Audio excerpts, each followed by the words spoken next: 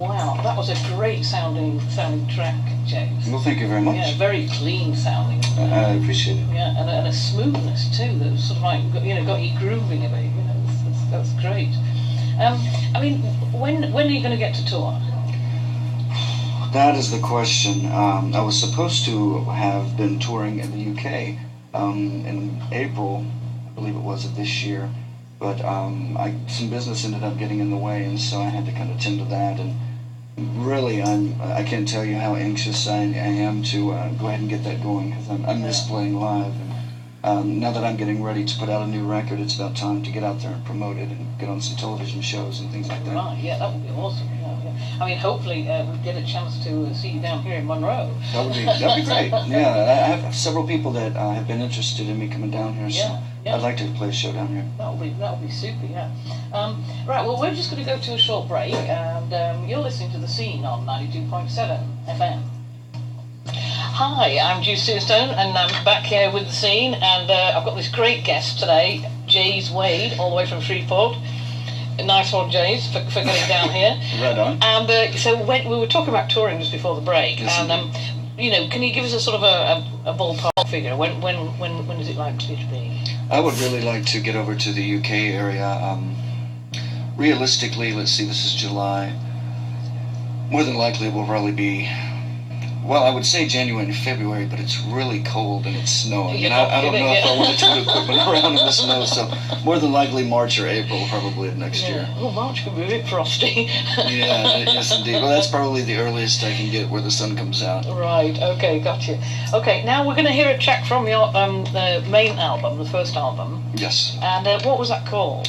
This track is called What's Come Over Me, and the name of my first album, which is available on iTunes and Amazon, and if you Google Jaze Wade, then a lot of different links will come up. But the name of this song in particular is What's Come Over Me, and it's done really well for me over in the UK. It was produced and recorded out in San Francisco with a producer out there named Scott Matthews. And Scott is one of these just legends of music who's worked with everybody, like the Beach Boys and Roy Orbison and Eric Clapton and Mick Jagger and David Bowie, and I mean pretty much all of your heroes. So it's really cool working with Scott, and I recorded this song, and this has gone.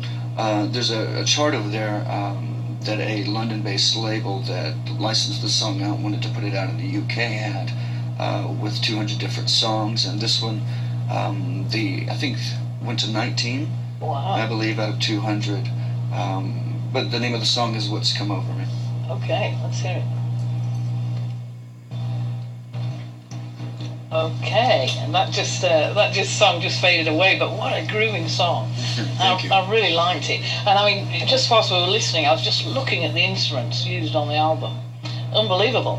Yes. I mean, that is a fair, cracking. There must be everything there, everything. Well, I love vintage instruments to begin with. And, between the ones that I own and the ones they had in San Francisco, it was just absolutely amazing. I was so blessed to be able to use the ones that I did. Yeah. Some of the best in the world. Yeah. And so you're actually looking for musicians right Absolutely. now? Probably within the next month or two, I would like to put together a band to, at the very least, do some television appearances. And I've really been trying to support, being from Louisiana, I'm trying to support Louisiana musicians and trying to gather as many as I can, but sometimes I can be a little bit difficult depending on where you are or who you're dealing with. I know. Hey, well, listen, on behalf of Monroe, we've got a bundle here. We've got a plethora of musicians. So if you're looking for anyone in particular, you must shout out. What sort of instrumentations are you looking for?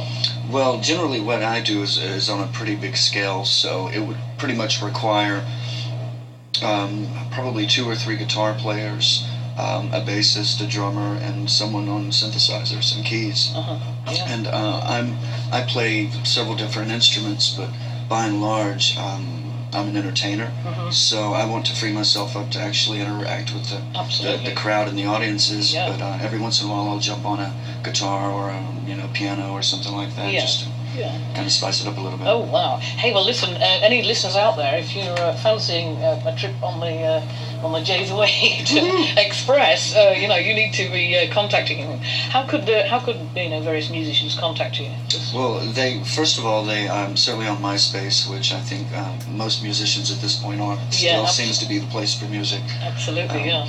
And really, if they just Google my name, Jaze, Jaze, like Maze, Jaze Wade, Wade, then many different links and different opportunities for them to get in touch with me. I'm on all the social networking sites in one form or fashion. So, or you can go to jazewade.com and you can email me through there, or there's a number of different ways.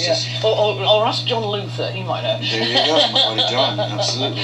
Yeah, John's a friend of the scene, Super creative guy. Yeah, absolutely. Well, it's been absolutely fabulous talking to you, and I must say, I want you to come back on the show, particularly, when you're going to be playing Monroe. That would be awesome. Absolutely, I certainly appreciate you guys having me. Maybe we could do a live link, to the show. That would be tremendous. Sounds perfect. Yeah, excellent. Okay, well, we're going to take a short break. A big thank you there to Jaze, and we'll be right back after these messages.